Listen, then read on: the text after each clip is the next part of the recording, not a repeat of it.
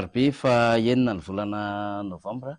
2024 dia miaraba antsika rehetra isa-tokantrano tokolahy sy tovovavy manaraka ity fandarina miara-manonja ity dia raisika mivatana izany amin'ny alalan'ny onjam-peo sy ny fahitalavitra MBS ny onjam-peo ny radio Mata. Isaorina ihany koa sika izay ny ampitan-dranomasina ka manaraka izany fandarina izany ary mandefa an'ireo afakasitrahana sy toro hevitra maro samihafa amin'ny fitiavantsika ity fandarina ity dia makasiraka antsika satria na lavitra aza dia mbola mahatsiaro foana, mahatsiaro mandrakariva ny tanindrazana isika menakavy. Dia manasa antsika hanaraka ny fandarina satria dia handray vahiny robe zao isika resaka ny raharaham-pirenena amin'ny ankapobeny ihany koa isika mba ahafahantsika mifampizara ny vaovao sy manao ny fandalinana sy ny fanadihadiana. Ny tenako Faniry Razafimanantany no mitondra ny fandarina mifatana amintsika isa-tokantrano. Ny namako Faly Ramananarivo sy Tsiky ary Lalaina no miangaly ny lafiny teknika miaraka amin'ireo ekipa marobe ato amin'ny MBS fahitalavitra radio ary ny radio Mata zato teboka valo anasako anao avy hatrany anaraka amin'ny fandarana. Raha ny datin'ny 9 Novambra aloha zany ny asiteny dia fantatry ny rehetra ny hoe 9 Novambra 2025 dia tantara ratsy fahatsiarovana ratsy ho an'ny nahamayan'ny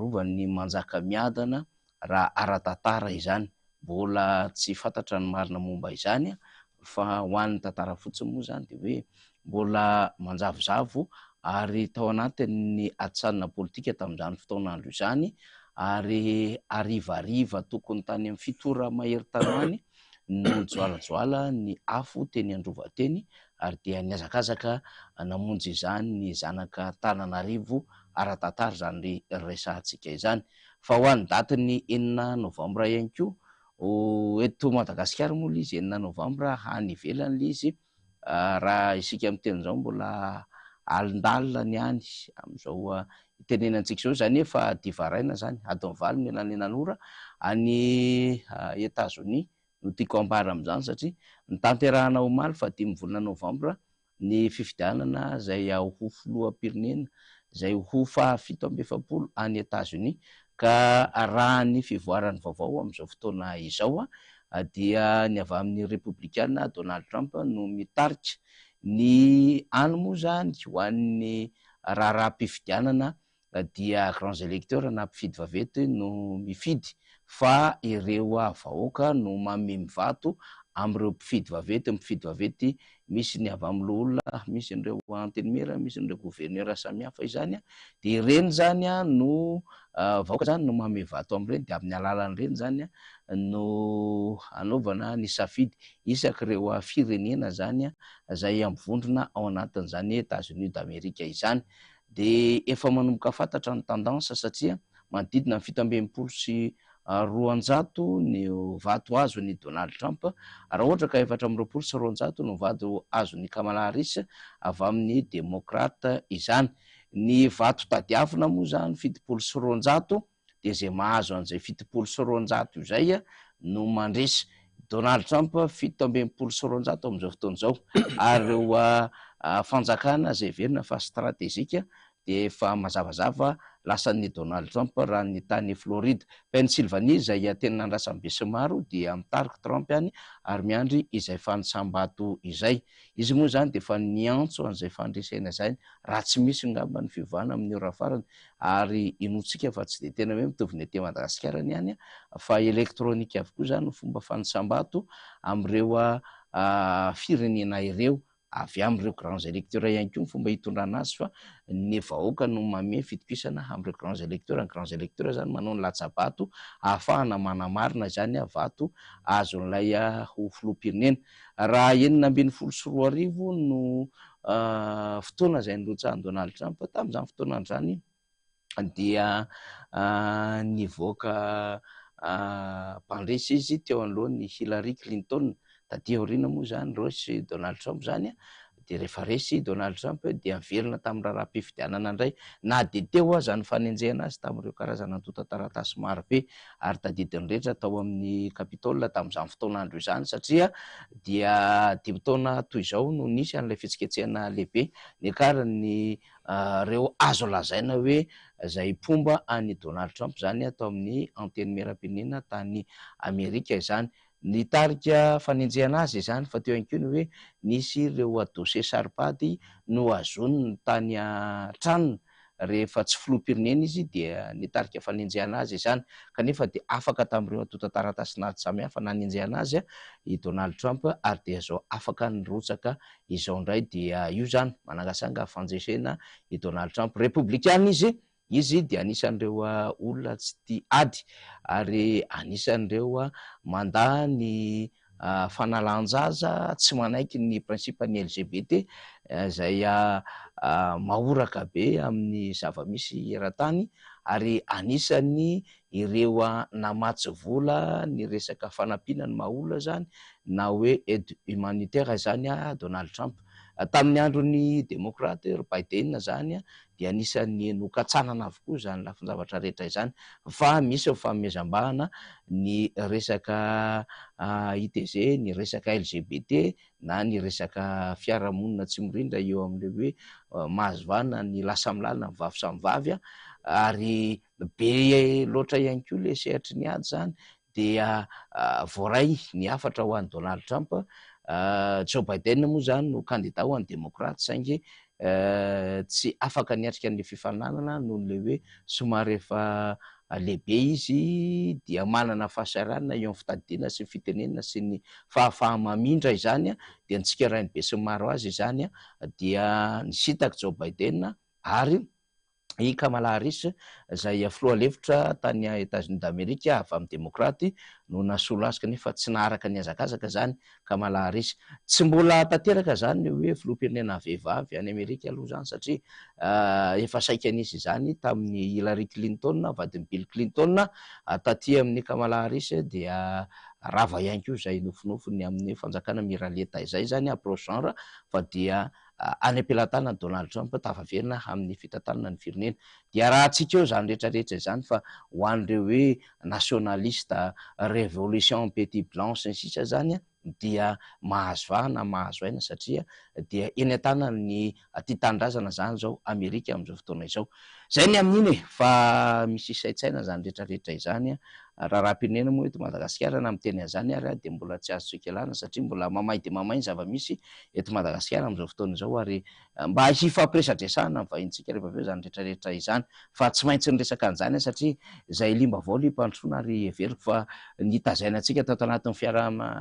fantarantsika miara-manonja ny fizaram-baovao eo amin'ny sehatriresa-pirenena ary ny fandalinana mifantoka amin'ny lalàna sy ny tantara izany rehetrarehetra izany be aleotsika ho any amin'ny vahintsika avy hatrany tamin'ity androany ity dia niezaka mba hientinaka n'ireo mpirotsaka hofidiana zany any amin'ny sehatra maro samihafa fa mialohany andraisako an'Andriamatoa Iva Andriamanga zay candidat ny antokotiko Madagasikara amin'ny fifidianana ben'ny tanàna etsy amin'ny commune Ambatolampy tsy Mahafotsy dia izara ny vaovao amintsika zany fa io marain'io ny candidat Tojo Ravalomanana dia niaona tamin'ireo mpivarotra teny Andravoahangy teny zay moa zany eo amin'ny solomaso sy ny manodidina rehetrarehetra izany rehefa ho ben'ny tanàna dia mihaino mandrakariva ary manao fifanankalozan-kevitra ahafahana zany mametraka ireo endriky ny fandarana asa sy ny vina hitantanana ny commune Antananarivo renivohitra no resaka eto tsenan'Andravoahangy satria alarobia androany dia nisy ny fiaonan'ny candidat Tojo Ravalomanana zany dia niara-dalina taminy ny solomamboaka Madagasikara Fenitra Lambomanana voafidy tao am-boriboritany fahatelo avy hatrany dia anaraka ny sombiny resadresaka ny fanaovan'ny candidat Tojo Ravalomanana tamin'ny mpivarotsika teny Andravoahangy teny rehefa zany dia hiverina amin'izay andray ny vahintsika rehefa avy eo ampiomana goisika any Ambatolampy tsy Mahafotsy tsy lavitra zany fa anatin'ny distrika Nambohidratrimo iny lalana mbaovao tsara soatra iny dia mivily miakavanana dia mitsofoka amin'iny lalana iny zany no misy an'izany Ambatolampy tsy Mahafotsy zany misy fokotany 8 ao dia iresadresaka an'izany candidat Iva Andriamanga dao avy hatrany ary aloha anaraka nylay adinidinika fanaovany tojo ravalomanana larana faefatra tamin'ny varotra teny Andravoahangy isika dia miverina indray ato anatin'ny fandarantsika mivantana. Tsy manakambana firy fa ny fifaliana ao am-pono avoaka satria rehefa tojo toy izao vona eny hoe nazo alalana ihany sika afaka mirosaka dia ohatran'ireny misy fatorana amin'ny vary eny sa mety zaly eny kamatsika rehetra sa dia vary fatorana satria nahoana ainay tompoko ny fiainanay izany hoe fivarotana izany indrindraindrindra eto amin'ity faritra ty tena voakitika ny anela izay voakitikitika zay raha mitsangana toy izao azo lazaina ihany hoe mba mety hoe vitrine eto Antananarivo ihany ihany zay ohatry solomaso fa zay teo tamin'ny andro neny nazavonay an'io pavillon io tena fier zay nanao anazy tamin'izay satria tena vita hoe tsy nanaiky mihitsy neny lalona valomanana fa tsy miara-miasa taminay tamin'ny fahavitanay hatrano farany anio rehefa vita neso zany tsy famolo teny ny fitondrana mo dia somary tratran'ny raha matahora kely zay tao anatiny zay totoko tao anatin'ny zavotona rehetrarehetra zany dia neso matoky fa any andro any volana ny taona tsy maintsy mbola iverina ny fahefanao tongizakehitry sa ahoana iverina tsy zay hoe mikarakara zany fa mino fa dia namana zay mpifanerasera mpivarotra rehetrarehetra any manodidina any tratran'izany daholo ka mananteny zay fa rehefa eo ianao ilamina ny saina ilamina ny fosiny saina toko dia makasitraka sary toko fa zay fa tsy manakambara fira fa fifaliana no avoaka tsena eto amintsika mba le malagasy zay rehefa keto zao nareo tsika zao malagasy daholo tsy maintsy mifampiarotsika malagasy tsy hoe tsy tia amin'ny vahintsika fa tsy maintsy arovantsika malagasy tsonjovintsika malagasy tsonjovintsika ny tararakitsika rehefa miresaka hoe abo zany nareo raha matoa ianao mandoa taxa dia misy servisy azonao zany après raha ohatra zany aloha zany le taxa dia mba ohatra zany mba mazava ohatra le toerana satria zao zany zao anatin'ny asamery zany mba manazava ny toerana le canal efa tena hitako maso mihitsy le canal tsy mety le canal ao io vomaly zao zay niresaka tamin'ny masivo avy any ivelany dia nirasure anahako mihitsy ry zareo hoe raha asa mbola ho ataonao ho an'ny vahoaka ozy izy dia hofinao ny senay daholo nypresise reo ho an'ny vahoaka précis tsara mihitsy le nitenenina ao anatin'izany misy an'ity canal teneninareo ty satria mba nanontaniky any le izy dia ozy mbola azonareo atao ihany koa ny maka expert zay zareo ihany ny péage expert vrai de vrai avy any ivelany zany fa tsy le mody miteny anao manao curage ery fotsiny tena le système maray manontolo mihitsy ny réviseny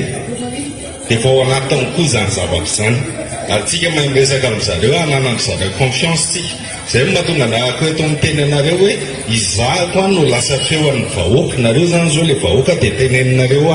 inona le problème dia resahako any amin'izareo le izy dia raha ohatra le izy ka mety amintsika rehetrarehetra dia ny garantie le izy fanfinanceny daholo raha ohatra fotsiny mba condition an'izany hoe tsy maintsy mangarahary ty zavatra ty fa tsy atao hafahafa tsy haiko inona ny anaran'le compagnie niteneninao teo ohatra ny compagnie hafahafa le anaran'le izy teo ya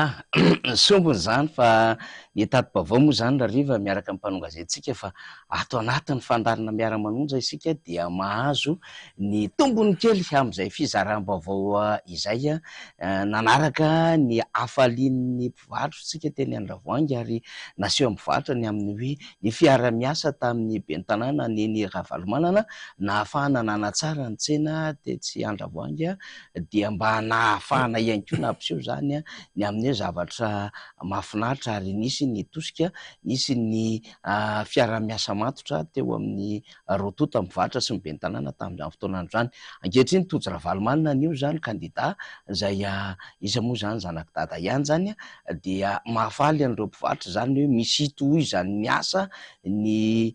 fahitana ny tojo Ravalomanana izany fa rehefa niteny teo ny kandida tojo Ravalomanana dia ny amin'ny hoe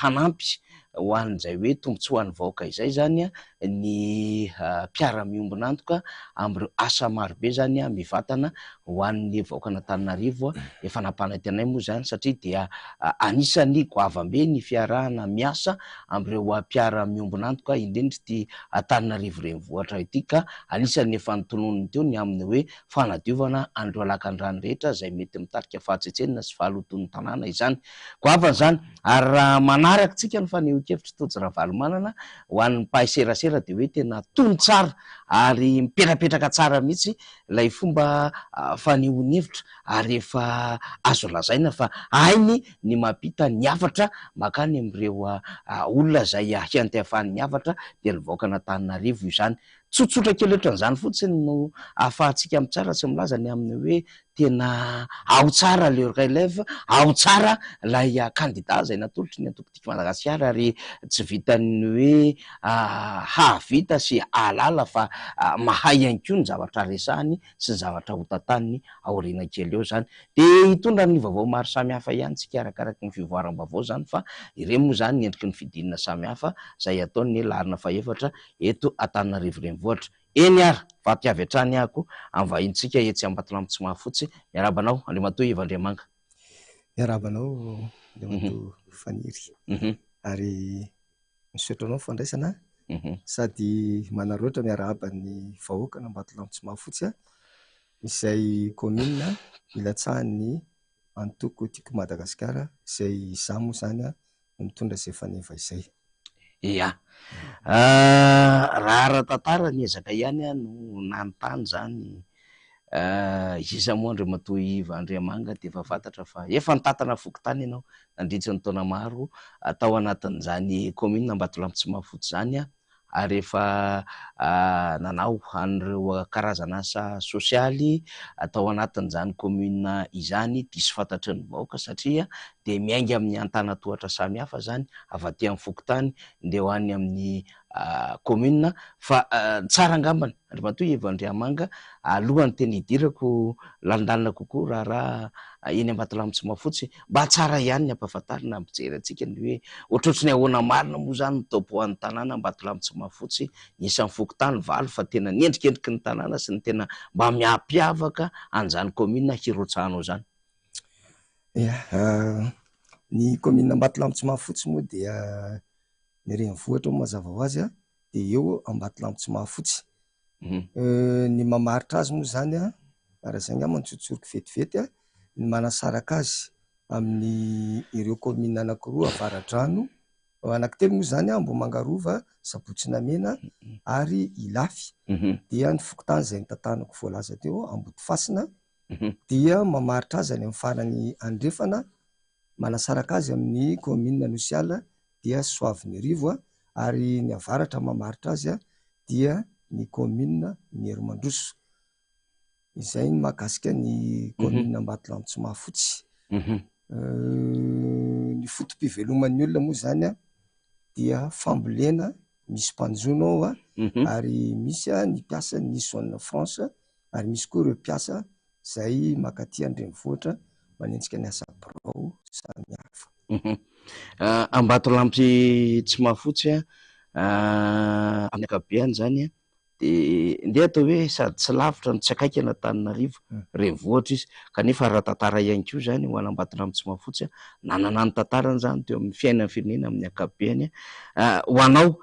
inona am'izay ara ny tena hoe tena programa heverin'ny Ivandriamanga hifampizarana ny vahoaka eny atoerana izay miandrandrana zany hoe fandraisanao andraikitra zany rehefa avy taty amin'ny fokontany mino aho fa natsony vahoaka hiakatra amin'ny sehatra ambonimbony kokoa. Eny tompoko ny programa moa dia mazava ho azy fa ny fijerena ifotony satria araky ny voalaza teo ny tena dia nitantana fokontany anisany anankiray lesoka moa zany dia tsy fananany ny fokontany budget de fonctionnement ka mazava ho azy ny vola avy aty amin'ny fokontany sy ny karazany zany dia tsy maintsy versena any amin'ny commune. Mazava ho azy zany fa tsy maintsy hiverina ho any amin'ny commune indray ianao zany rehefa hanao tetikasa sy ny karazany. Misy somary manahira anao ka noho izany dia tapa-kevitra izahay mba hijery ny tena fandehany hoe ahafahana mampandroso bebe koa izany commune izany dia tapa-kevitra izahay sy ireo olona izay nandrotsaka ny tenanay amin'ny anaran'ny Antokotiko Madagasikara fa hiditra amin'ny fihazakazahana zeo ben'ny tanàna ao Ambatolampitsimahafotsi. Ny fitetezanareo fokontany ve akoatra ny fahafantarana hatramin'izay sy ny zavatra hoentina azo atao tsara ny mitondra an'ireo programa fampandrosoana ho an'izany commune zany? Azo atao tsara ny manatanteraka indrindra miainga avy any fotony izy dia ny toe-tsaina izay amin'izao fotoana izao moa mandeha ny pré-campagne dia izay ny voalohany indrindra aloha hanetananay ny olona hoe miova ny toe-tsaina, miara-miasa araky ny tenin'ny président manao hoe tonga miaraka amin'ny fanombohana, miara-miasa no fahombiazana. Izay no anankiray voalohany indrindra hoentinay ary mazany hoe raha vao tsy miara-miasa satria raha vao tsy mandray an-tanana no avinao ianao. Zao manko amin'izao fotoana izao misy an'ity tolotolotra isan-karazany ity izay tsy malasa lavitra mihitsiny fa rehefa ianao mandray an-tanana no avinao na ny fanamboarana ny foto-drafitrasa izay misy eo an-tanàna dia somary masika izany ianao mahita ny tsirony tsara hoe nanamboatra lalana, nanamboatra an'izao rehetra rehetra izao dia mandray anjara tolotolo ny be sy ny maro na izany na tsy izany azy izahay koa tsy mipetra-potsiny fa hitady ireo atao hoe mpiara-miasa na hoe mpamatsy vola sy ny karazany afaka mifanampy fa apetraka tsara hoe raha vao tsy mandray an-tanana no avintsika isika dia eo foana isika mandeha daholo izao fanampiana izao fa tsy mahavita taony, tsy mahavita fa ao anaty fahasairana tanteraka ny vahoaka amin'izao fotoana izao na ny hoaniny aza manahirana azy. Izay indrindra saika anontaniako rehefa mijery ny zava-misy eo amin'ny setra nasionaly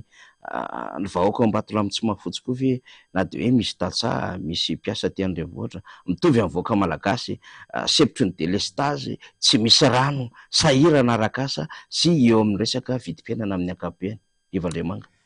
Tena sahirana tokoa itovizana io ary anisany atao hoe mampitaraina ny mponina. Efa nisy ny fotoana koa mba nandoro-poneny teo amin'ny fokontany nisy anay teo. Efa tena tsy tatiny zareo satria nandritra ny 20 andro dia tapaka ny jiro. Ny rano moa eny atao hoe mampiasa lava-drano, poy izany ny olona. Nefa na izany ary tsy dia ampy ho an'ny mahasahana ny isa-tokantrano ilay lava-drano dia izay koa anankiray anisan'ny ezaka lehibe izay ho tanterahana mba hananan'ny olona fatsakana. Tsy fantatro hoe trano anankifolo ngamany dia manana fatsakana ray avy isaky ny toerana fa tena sepotra ny olona amin'izao fotoana izao ny vidim-piainana moa etsy an-daniny mba misy ny mamboly ny tany moa izany amin'izao fotoana izao ohatran'ny somary mandeha lavidavitra kely fa misy ny projet amin'izao fotoana izao izay mandeha mahakasika ny lalam-be mikodana dia miainga avy eo Ambodifasina ny PK0 Metsinanana. Ny mampalahelo satria tonga aty aminay moa izany ny fitarainana misy ny vary ny olona efa andalana atao hoe efa miamaito izany ny vary vary aloha moa misy eny dia mitaraina ny olona hoe inona no atao amin'ity fa dia ho totofana ilay vary dia za zany mba manentana zany an'izay tena tompona andraikitra mba hijery akaiky an'ireny olona ireny satria dia ho totitra ilay tanimbary inona moa zany no atenain'ny olona satria io mba vary hoaniny mandritra ny taona. Mandeha koa ny projet fa enkenay ihany koa miakandrefana zany isy an'le laka iarivo. Eo koa ny mpanarato amin'ny fotoana io izay mangataka fihaonana aminay hoe ahoana zany izahay ity dia eo koa zany mahanahoana marina io zavatra io satria hiveloman'ny olona koa io rano io akaiky ny aéroport io. Zany zavatra zany zany mety tsy fantatra aorianao le valiteny manko ny tiako lazaina hoe mbola vao maika ve mahatsara sa anahoana ny fiantraikan'izay tetikasa izay fa amin'izao fotoana izao aloha zany ny banky tokana tena sahirana ny olona izay nalehanay na ny trano hipetrahany na ny sakafo ary ny hoanina androany tadiavina raha-pitso ny hoanina raha fakapitso tadiavina ao manaraka. Saingy ny commune raha toa moa izany ao anatin'izao hoe ianao mirotsaka izao mety heverina ve fa mba hitondra kely ihany mangirana ho an'ny vahoaka mba mety hoe fandraisanareo andraikitra ho amin'izany eo anivon'ny commune izany na dia eo ilay fahasalarana samihafa. Eny tompoko araky ny voalazako teo dia manana viny izahay mba hanamaivana raha hoe farafahakeliny izany anamaivana ny atao hoe izao fahoriana izao. Dia misy a ny lavitrezaka moa, misy a ny foezaka. Eo amin'ny ara-tsakafo moa zany a dia fanetanana ny olona zany aloha, araky ny lazako hoe andray andraikitra amin'ny fiainany a, na fambolena kely faran'izay kely sy bitika indrindra aza dia omena tahatsorika izy ireny a, mba ao amin'ny resaka masomboly a, resaka zezika sy ny karazany a, mba ahafahana manampy azy ireo a amin'ny fambolena ihany koa toy izany a, mba ahafahana manampy azy ireo a mba hampiroboroba izay atao hoe fandraharahana madinika ataondry zareo izay.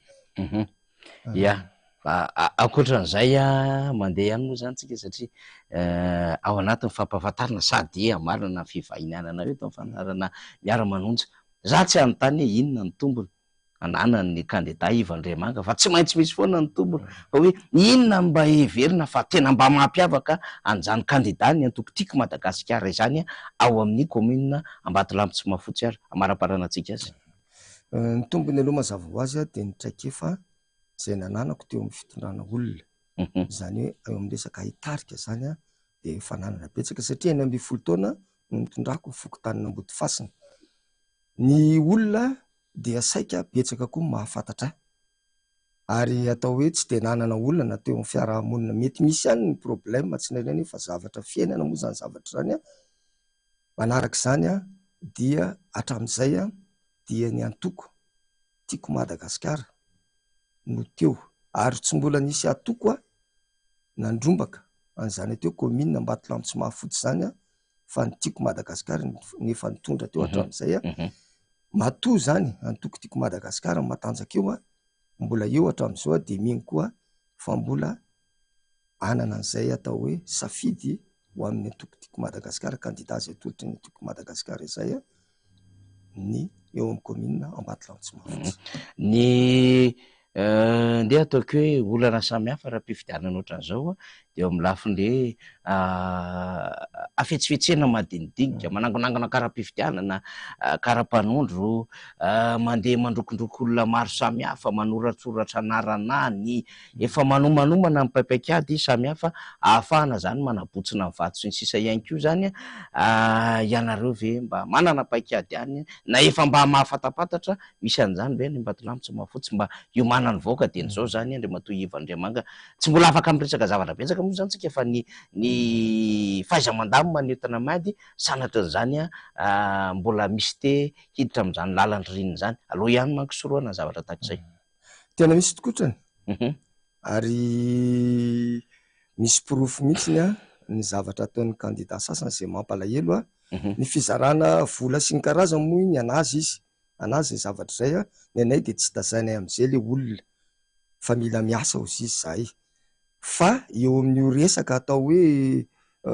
tsy fantatro iforonana makany amin'ny alabato nga sa inona mahatonga ny sasany akan'izay atao hoe tsy fatokisa-tena, karaha-mpanondro sy karaha-mpifidianan'olona izay. Dia ny olona moa no tena miresaka aminay izay ny atao hoe porofo zany hoe misy an'izao a, ry anona manao an'izao, ry anona manao an'izao a, dia zahay miteny fotsiny hoe aza omena azy a ny karaha-mpifidianana, ny karaha-mpanondro. Izay angamba no zavatra tena hoe hoentinay andresen-dahatra olona aloha, ny tsy fanekena hanomezana ireo taratasy mahakasika anao a amin'ireo izay kandida. Tiako anankiray namana fanify tiako lazaina, misy a kandida sasany a izay milaza fa tima izy fa milatsaka amin'ny indépendant. Izay eto dia manipika ary mandiso izay tanteraka fa anankiray ihany no kandida ny antoko tiako Madagasikara dia ny tenako a Ivan-Dremanga izany. Laharana fahafiry moa? Laharana faharoa tompoko. Tsara numéro no iray, raha lavo ianao a misy mpanarina. Ya, amara-parana ary tsika alio mba miresaka kely fotsiny satria rehefa eto ihany moa zany Antananarivo renivohitra, mba fomba fijery ny kandida Ivan-Dremanga ny ambiansa ara-pifidianana Antananarivo renivohitra, ary vao teo zao tsika nandefa ny fanehoan-kevitry Tojo Ravalomanina sy ny fiona ny tamin'ny tena Andravoahangy avy amin'ny antoko tiako Madagasikara ihany koa izy, mba mety misy zavatra ve mba tianao hambara manoloana ihany koa fifidianana izay stratezika eto Antananarivo renivohitra. Mazava ho azy moa Tojo Ravalomanana ny zanak-dady izy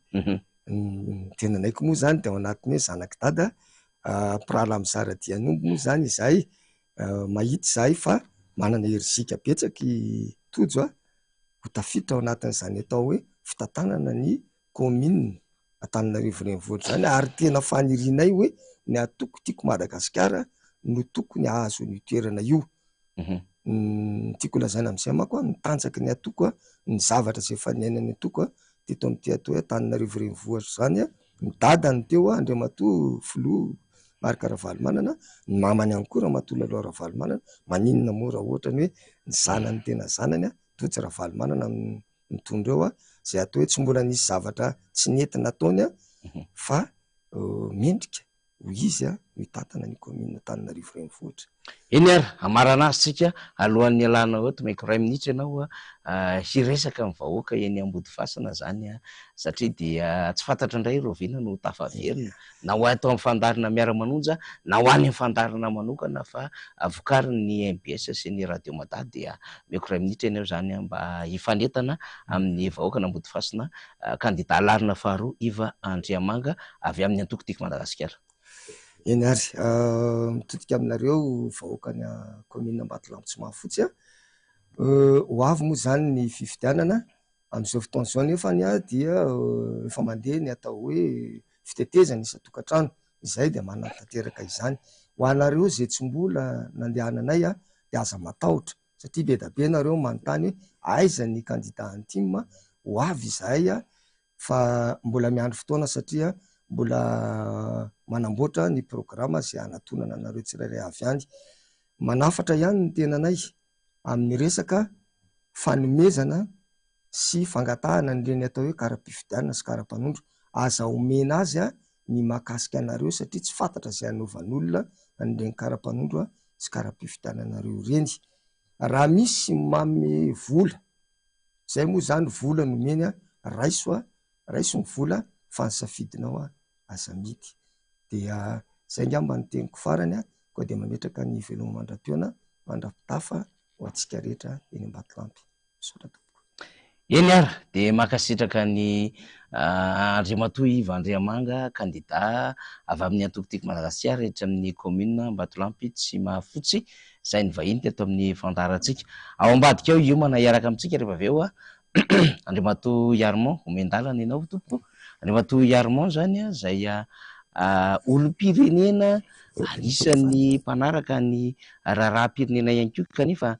manana ny fomba fijeriny, manana ny fahitany zava-misy amin'ny ankapobeny zany dia hivahiny atao amin'ny fandarantsika izy zany. Eto indray moa izy tsy kandida, izy indray raha teo koa moa zany dia tsy anisan'ireo hoe anisan'ny mpanolontsaina ao anatin'ny fandarana anatin'ny fifidianana marimarina kokoa fa dia tena hoe olon-tsotra mandray andraikitra izy izay mahita ny zava-misy dia hiteny izy hiresaka izy ary hanambara amin'ny ankapobeny ny zava-misy izay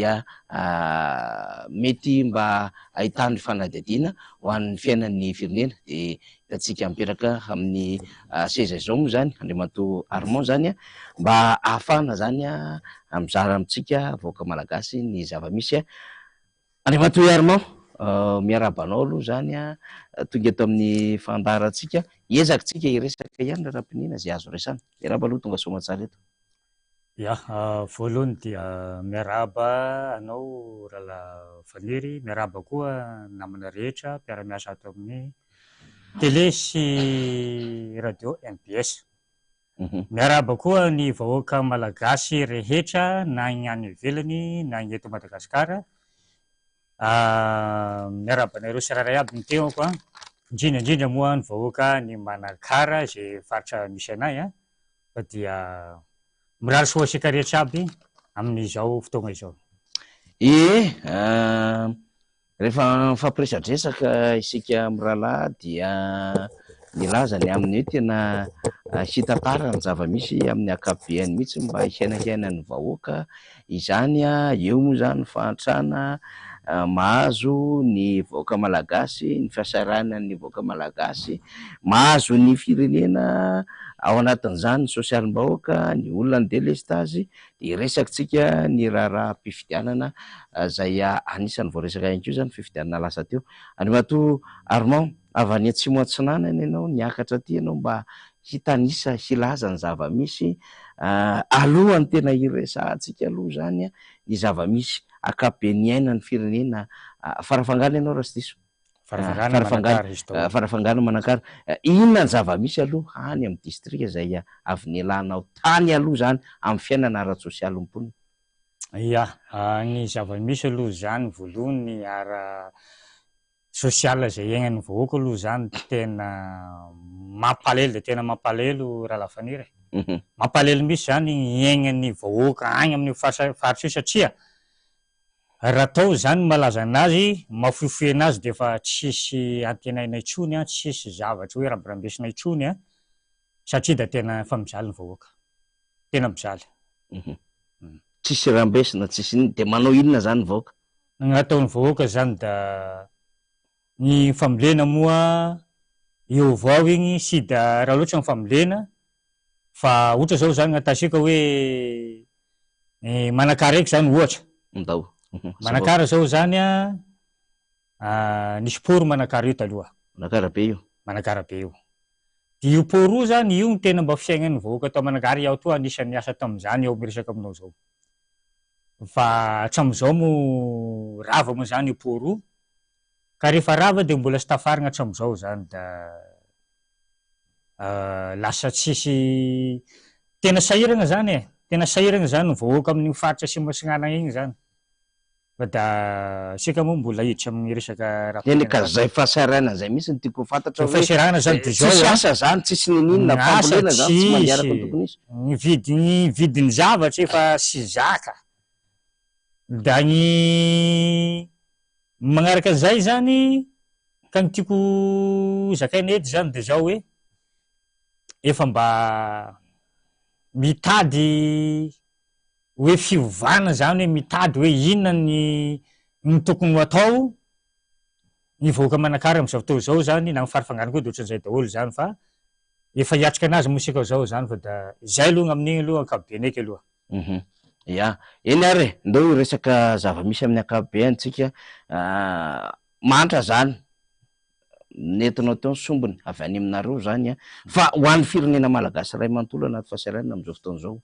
inona ny zavatra mba mety hitanareo na de lavitra ary mahare vaovao ianareo amin'ny olana ara-tsosialy mponina, ny delesta sy ny sisa ny olana jirama amin'ny resaka rano, ny vidim-piainana sy ny karazana, ianao zao tonga eto miaina an'izany ve ianao?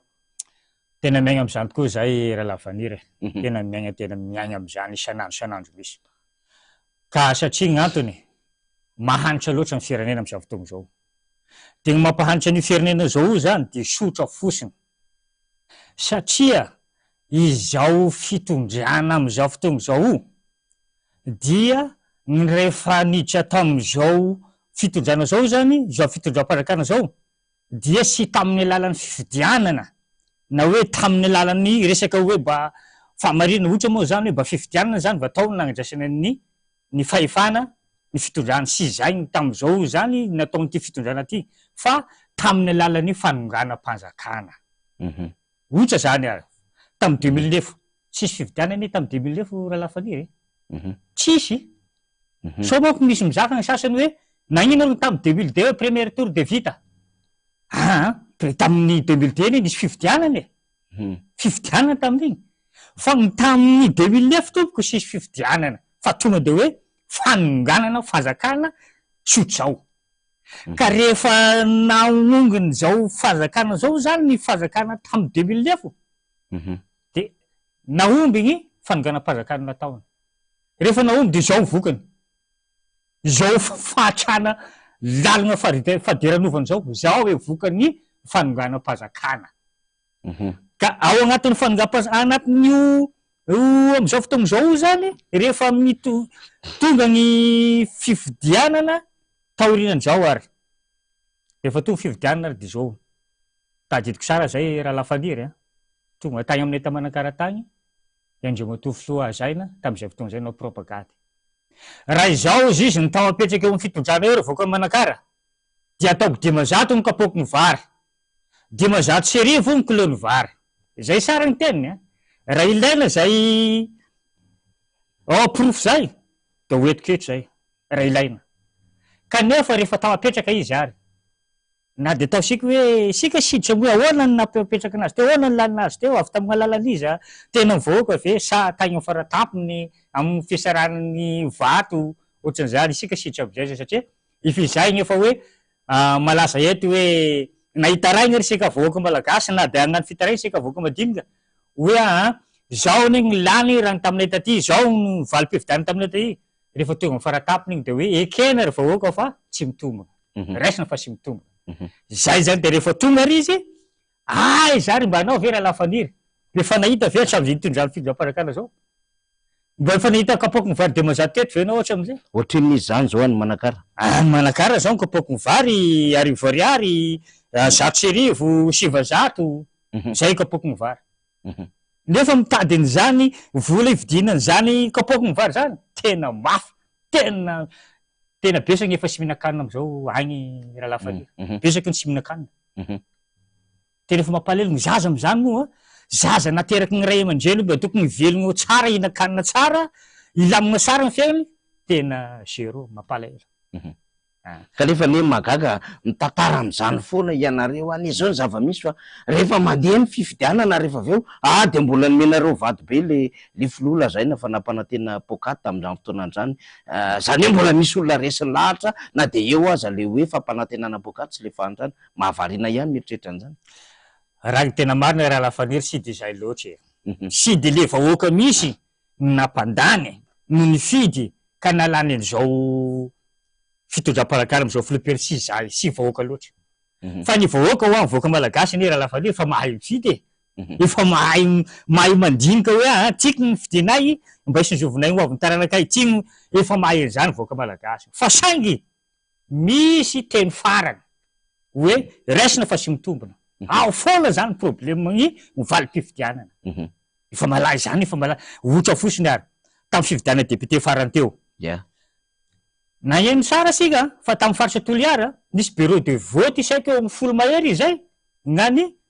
candidat filopirenena izy moa le fiteny anazy iny hoe tsy manana rasta-didy tetena mambahoaka manko mambahoaka zao rehefa fa nagnino nifoagna ny vato azony olo tamin'ny bureau de vote eo inona ny atony 10 mahery izy 10 mahery nifoagnana hoe sy nekena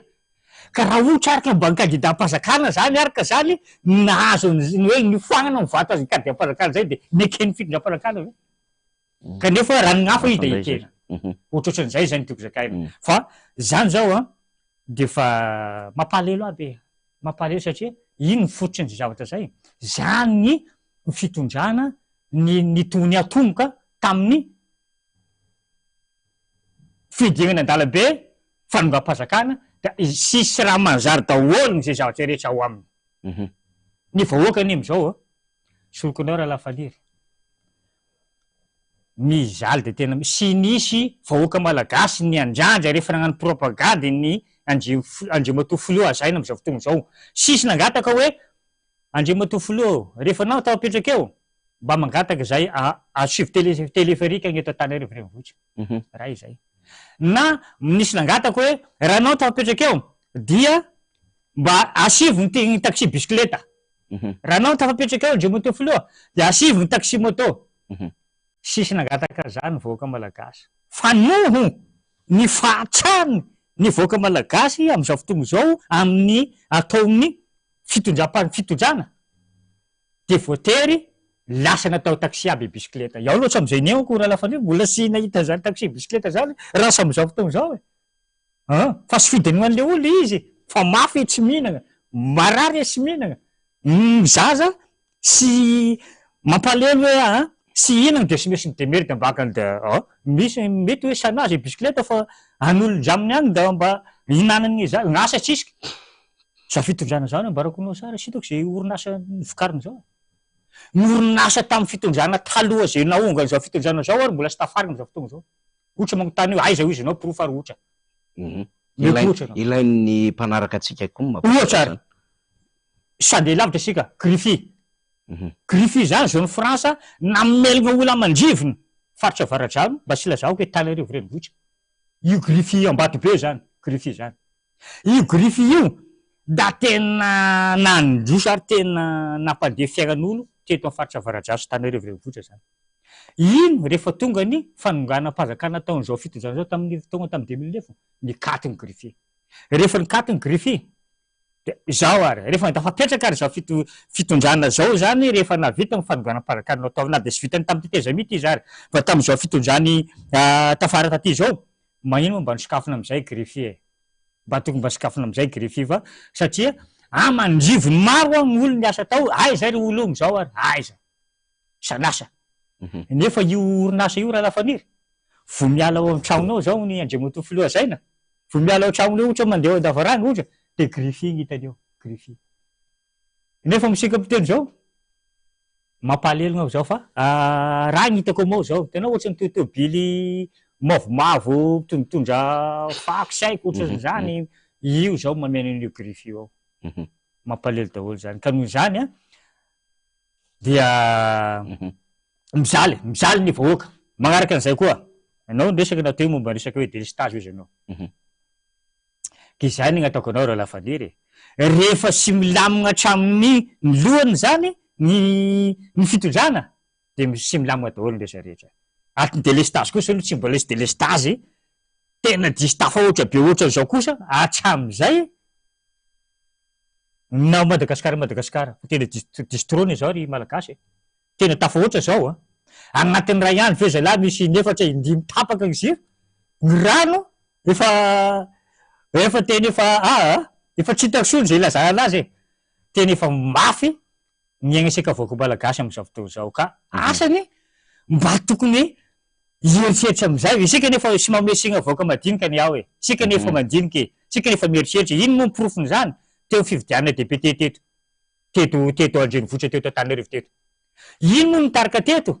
sy nitarika ny kandida avy amin'ny fitondram-panjakana teto raha ny teto Antananarivo satria zay gn'ataoko hoe efa mahay mifidy efa mahay mijery ny vahoaka malagasy indrindra ny vahoaka Antananarivo tena efa mahay mifidy tena mahay mijery misy sy variana hoe fizarany sasany hoe ty misy koveta ity misy jiro mandeha panneau kely ity misy vato-tsinjo kely tsy variana am'izay zany le iraisin'le olo izy fa le sain'le olo zany efa mahafantatra satria igny zavatra igny ine raha lafaniry sy mavita ny fiainany mandritry ny 5 taona igny fa mandroany ihany de vita igny fa ny mampalelo zany de mampalelo de zao hoe mba raha oviana re ireto hoe mpisara faratampony reto mba hoe mba hijoro amin'ny famarinana rehefa mba manao valim-pifidianana ohatra ary tamin'ny fifidianana valim-pifidianana député teo za da mbola veriko hoe namoaka ny seni tena ok aloha navoaka ny seni tena ok fa nefa raha nivoaka ny tao amin'ny faratampony am'izay misy mbadika le raha faniry nahoana moa imanakara lazaina fa podroy fa andy zany tsy marina zany tsy podroy tao tsy podroy sady magnino daholo moa atao zany moa raha lafaniry hoe ilasaka zany ianao zao ianao tsy mahazo milasaka anao efa mizaka aminao hoe mampitanina anao tsy mahazo milasaka anao nisan'izany tao manakara menasena misy nefa io olo io zany raha io zany nilasaka tonga da io nylany bahoaka tao manakara tao fa fantany fitondram-panjakana zay raha zay da nimenasena aloha sy mahazo zany nge efa andresany miala siny i président i paray le mpitondra tenin'ny raha efa niresany tamin'ny tele daholo koa zay fa niresany zay nisy fa magnino atao magnano an'izany fa magnino magnano an'izany avela gn'olo ilasaky da aleo ny vahoaka ifidy isafidiny zao koa zao efa hiatriky fifidianana koa sika zao hotroziko zay rehefa avy eo afaka tonga de manohy anao fa zay zao voafetra zavatra resantsika tsy afaka miresaka fampelezan-kevitra tsika fa ny zava-misy ny resantsika satria tsika tsy mbola fotoana zay misy ka am'izao fotoana zao koa zany dia mbola hitodika mivoaka ny manakara eky aloha ny idirako eto aloha sika revoaka manakara. Mino angamba fa mety tapitra tamin'ny fifidianana député teo ny resaka fanaovana menasy, fanaovana sindry ho an'izay kandida ilasaka. De mandiny sara revoaka manakara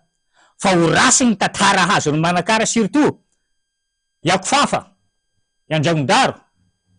Iampilao, isika rehetra zay mipetraka amin'io faritra io, ho rasy ny tantara sika, ho rasy ny plasy misy sika eo raha ohatra ka sahy ijery, sahy ifiditsika amin'ity a. Fa zay gn'azoko lazaina am'izay fa iaho zany dia mangataka mingavy aza rehefa misy hoe gn'olo mizara raha aminareo revoaka manakara dia mandini de mieritrereta ia sy magnano aza resina resy fa mba zereo tsara zay raha resako zay fa mbola sy firesana zay moa zany gneto satria mbola sy resaka propagande gneto fa mbola resaka fanokevitra gneto fa iaho de ho avy agny ho manakara agny aho mety sy ho ela agnamaka andeha hiaraka anao an'izay kandida sy ho toagnako. Mino fa azoazoko an-tsaina misy ny fanoherana firaisan-kina sisy mety irona am'izay ianao. Mazava ho azy irona am'izay misy eo satria gn'anay zao de hoany amin'ny firaisan-kina zao ny anay fanoherana zay zao kandida ho toagnako ka tabangataka mivoaka manakara koa iaho mba anao an'izay kandida ho toagnako zay indrindrandrindra amin'io faritra zay nambarako teo fa misy zavatra zay izy ho afa da etra ny efa tsikaritra sady eny ary nasoary tonga eto Antananarivo na manakara zay zany fa tonga eto Antananarivo zany anao a de eto aloha zany ianao miara-miaina ny zava-misy efa mba nahita olona nandoro-poreny tamin'ny andro alina koa anao teto mahita grevy samihafa sy sisy zany ia mba miainany amin'ny hoe zara fa mandeha ny jiro samihafa sy sisy eto mino fa raha makany amin'ny hôpitaly koa anao mba mety mahita ny amin'ny hoe tapaka ny jiro tsy mandeha ny oxygène sy sisa fa inona ary ny vahaolana so de hoe mitsikera fotsiny eto ianao zany fa de zara raha hoe mahazo micro de petahana le fanjakana fa so de mba manana vahaolana ihany ary Andriamatoa Armand. Ny vahaolana hitako aloha de zao revoaka ny Antananarivo. Iaho ny hitako revoaka ny Antananarivo ne tena hoizy ny vazaha mahay mifidy anareo eto isika eto mahay mifidy misy kandida zay efa fantatsika am'izao fotoana zao iaho de manoma an'io kandida koa iaho manoma iaho iaho sy manentana hoe fidio mbola sy agny sika fa manoagna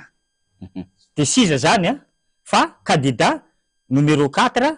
dia Zoky Tojo io ihany no vahaolana sikana eto Antananarivo renivohitra io no vahaolana iaho sao anaigna de fa mizaka ho zay fa asika da asika io kandidansika io ka dia mingavy revoaka ny Antananarivo hoy zay publicité zay hoe ovay le fijery da mangataka sikana mba sy voarebireby fizarana raha ambadika satria izay vahaolana hoa sisy vahaolana koatran'izay ao efa nandrosy vahaolana ianao zany eny ary maraparantsika amin'ny rahalahy eto amin'ny fandaritsika satria tsika moa zany mamevahana amin'ireo olom-pirenena zay mba manana hambara amin'ny fiainan'ny firenena de nakarina mihitsy ianao satria efa elaela mihitsy ianao no tena mba tian'io hevitra fa tena misy zavatra tena marary tena efa tsy zaka izy tia eny ary ndao mba omeo ny hafatra ny voaka malagasy ray manontolo mihitsy am'izao zava-misy eto amin'ny firenena izao raha ohatra ka misy ny hafatra tokony ho ampitainao any voaka malagasy. Ny aloha midirako any voaka malagasy aloha zany de mba mitodika eto aho zany amin'ny lehiben'ny commandement zany indrindra eto Antananarivo aloha mangataka tompoka mingavy mba mijoro am'izay ianao iasa no nagnarana fa anao de fantatra ianao lehiben'ny commandement satria isaky mba misy vahoaka eto mba andeha hijoro hoe mba hano hevitry ilaza marary aminazy da avy ianao magniraka ny ekipanao himorekinao de alefa daholo ny lacrymogène alefa tsilona basy aby ary takolambavany sasany teo mamasina teo regny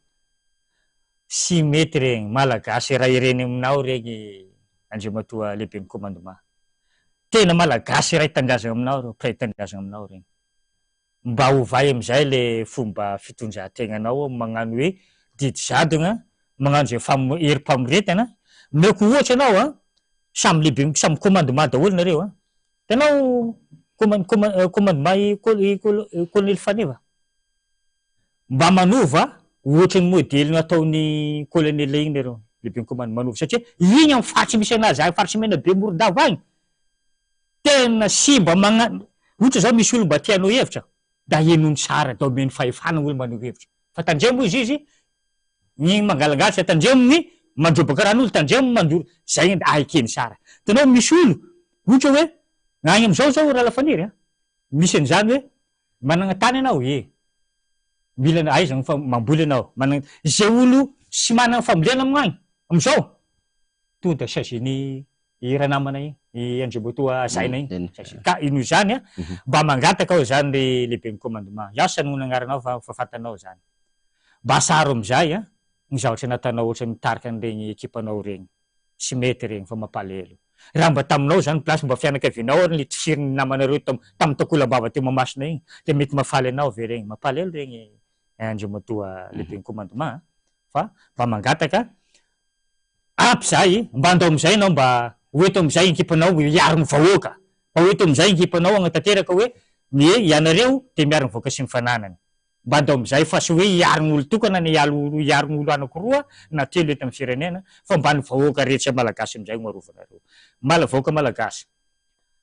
mino angamba fa sisy koa hoe raisina fa tsy mitombona resaka valim-pifidianana fa amity valim-pifidianana amity ngamba de mino fa andeha mangarahara sary satria sy gny re-pagnano an'ireo tsony mety gn'amaly an'le valim-pisarana fa mino fa mety le valim-pifidianana fa mety toerakafa ka mino fa tsy hoisy ony zay fa de manantena ao mino manam-pinoana ho an'ny vahoaka malagasy indrindrindrindra moa ny eto Antananarivo sy ny rehetrarehetra fa andao resika hiara ientana hiaraka hanoagna satria firaisakina ny hery de andao isika na siza zany fa mba ny aty amin'ny hiaraka amin'ny fanoherana sikana fa raha mbola hiaraka amin'ny anognany fitondrana de efa fantasika irasika ny zavatra iaigna am'izao fotoana zao mafy an'izao ry vahoaka malagasy asa tsisy orinasa sika eto fitopegna nefa sy zaka sika koa sy zaka mopitaly zao toy zao miandro marary ko mopitaly ao marariko fa gnao tsisy raha mandeha ny ao mopitaly ao resaka tasiko hoe na fitaovana ary fa mampalahelo tena simba saiko hoe ahoana fa hopitaly mpazakana zany very vahoaka malagasy mandoa vola ny mipipimy zany mandoa vola ny manao maloto am'zany misy an'zany zany ao amopitaly mpazakanao hopitaly mpazakana be felatao ao misy marariko ao davamiany marary de noho zany raha ny tokony izy hopitaly mpazakana zany sy tokony andoavam-bola zany raha ny tokony izy fa tokony fandraisana andraikitra ny tokony ataony nao mopitaly ao hoe ianareo mpisandry marary zao andraikitra ataonareo miara magnadio ny WC nareo miara magnadio zay ny tokony atao fa sy hoe andeha pipinao de mandoa vola andeha ivoaka anao de mandoa vola agnary maloto anao an'le avy marary de mandoa vola zany ambao ka noho zany de sotra pesaka ry vahoaka malagasy rehetra fa dia mbola mangataka tranao manentana hoe andao resikana anognany anogna ho zao ny kandida ho an'ny firaisakina de indrindrandrindra zay eto Antananarivo moa de ny kandida numéro 4 Zoky Betozo aza io no toagna sikana fa de andao sika rahina mba hagnavitra an'ity Antananarivo sika ty Madagasikara sika tiky satria eto ny Andohana da minao fa hitatra ho any amin'ny faritany amizay ity raha ty va dia makasitraka tompoko lahy makasitraka tompoko vavy sotrapetraka koa raha lafaniry misaotra ny Zoky Armand tsika ny vahiny teto amin'ny fanaratsika de miandalana ianao Zoky Armand efa eo ny teknisianina mandray anao atsy ambadika atsy de zay ihany koa ny amaraparana atsika ny fandarina zany omena sehatra mihitsy isika vahiny mba manakambara manan-kevitra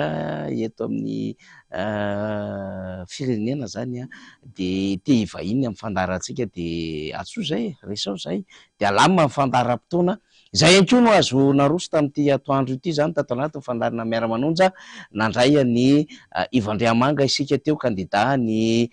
Tokotiko Madagasikara larina faharoa ery amin'ny commune Ambatolampitsimahfotsy ary dia nandray koa n'Andriamatoa Armand tsika avy any Atsimatsinanana izy sady misy azy manankarana misy azy farafangana nilazany ny alahelo sy ny fahadoso ny fanantenana izy ny amin'ny zavatra ataony mpitondra fanjakana amin'izao fotoana izao sy ny fahorian'ny vahoaka malagasy fa nanome vahaolana ihany koa izy ary niresaka ny raharapinina amin'ny ankapobeny zany de akasitrahana isika izay nanaraka ny fandarina vatana hitako ato amin'ny tambazotra sosialy ato isika izay maheno amin'ny alalan'ny onjam-peo sy ny fahita lavitra ihany koa akasitrahantsika de maromaro ny faniohon-kevitra sy ireo izay manana izay faniohon-kevitra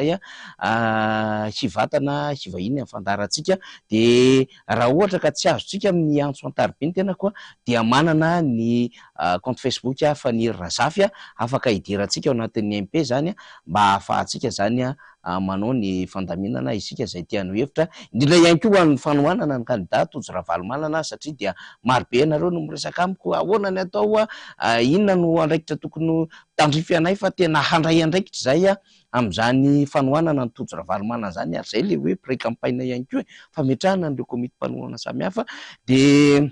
efa misy moa zany le QG samihafa eraky ny boriboritany eny na QG central ihany koa zany de manatona an'ireo solombavamboaka izay tandrifantsika isaky ny boriboritany isika de manana solombavamboaka lany isaky ny boriboritany zany ho an'ny Tokotiko Madagasikara manatona ihany koa ny birao politika ary manatona QG central raha misy endrim-panohanana tiantsika atao zany na fikambanantsika na ihany koa antoko politika izay hanohana ny Tojo Ravalomanana izany tahaka izay ihany koa ho any amin'ireo commune maro samihafa dia rehefa mahitsika an'ireny banderole QG na quartier général ireny zany satria amin'ireny zany no misy ny foibe fibaikoana ny fanodinana fampelezan-kevitra ireo kandida samihafa avy amin'ny fanoherana misy ny Tokotiko Madagasikara misy ny firaisan-kina de manatona de misy ny fandraisana samihafa atsika amin'izy ireny ohatra tahaka ny anay Rembotra Atsimo zao dia misy ny QG quartier général tena amoron-dalana izy io eo Ambotra Atsimo tapin-tanàna misy banderole lehibe de misy ihany koa ireo mpanolotsaina sy ireo namana mpiara-miasa maro be de azontsika atony izy ireny amin'ny fokotany sivy ao amin'izany commune Ambotra Atsimo zany rehefa avy eo tsy ela indray tena koa amin'ny maha-kandida indray ty resako ty dia eo amintsika amina fokotany iray ao anatin'izany commune ambonivohitra Ambotra Atsimo zany maro be ianareo no miantso ary mangataka an'izay fidina zay efa manao an'izay isika rehefa mandrindra an'izany isika fa rehefa avy eo afaka ora iray de efa tafaraky ny akanja miaraka aminareo indray ny tenako rehefa avy eo iresadresaka ny vina sy ny programma asantsika ary hitondra izay tsara ho fantatra sy izay tsy rambony tanana ahafahantsika zany mba mifampitsinjo hoe anatina fasiaranana lehibe tahaka izao rehefa avy eo ary ho antsika commune ambonivohitra Ambotra Atsimo eo aminareo ny kandida Faniry Razafy raha pitso de mampanantena indray fa vahiny hafandray ny miaraka amintsika ary adevitra hafandray ny hoentsika ato anatin'ny fandarantsika zany dia aza miala amin'ny fandarina miara-manonja aza miala ihany koa amin'ny onjam-peo ny MBS sy ny fahitalavitra MBS ary ny radio Madafa azonao ny vaovao izay mifanaraka ny zava-misy ary hitsikera an'ireo heverina fa tena fanimbana fanapotehana ary fanaovana tsinontsinona firenena sy mivoaka ao anatin'izay fandarina maro samihafa izay hanomezana sehatra atsika amin'ny faniohon-kevitra izay fa maka-hera nefa na izany na tsy zany satria dia samy miaina ao anatin'ny tena hoe seporan'ny fiainantsika amin'izao fotoana izao zany de maka-hera atsika rehetrarehetra efa manomboka miresaka tsika io efa manomboka mandray andraikitra tandrify atsika ary efa mametraka an'ireo karazana fepetra samihafa ahafahantsika zany manilika an'izao adalam-pitondrana sy fitantanana samihafa mamono sy manimba vahoaka izao de efa tsara zany izay hoe fandraisana andraikitra arak'izay tandrify misy atsika ary efa manomboka mivondrona mifampiresaka tsika ny amin'ny hoe inona ary no atao ary efa manomboka mahita vahaolana amin'izany isika ho avy tsy ho ela raha teo koa ny fividianana dia zany rehetrarehetra zany mahatsara an'le hoe ataovy ny fifampiresana ataovy ny fandaminana fa arindrao tsara hifanaraka amin'ny tetikady ombonina zany fa tsy mandeha rery topilasy tovovavy de raha pitsondray ary ny tenako raha Faniry Razafy Manantany no hiaraka amintsika zany dia isorina ny teknisianina sy ireo namana marobe izay napita ny sary sy ny feo tany atokantrano any dia isika any ampitan-dranomasina ihany koa zany akasitrahako manokana dia maro be ianareo any ampitan-dranomasina any, anisan'izany mpanaraka antsika ry Minuel Sorazany na ry Mahery Dimexa, ry Jean-Jacques Ramanatsoa, izy akoa re zany maro be izy ao ambadika ao, ry Tanty Henriette, any Orléans ihany koa misy namana maro samihafa, maro be isika fa dia misaotra tokolasy tovavy rapitsondray ara ho an'ny fandarina miara-manonja.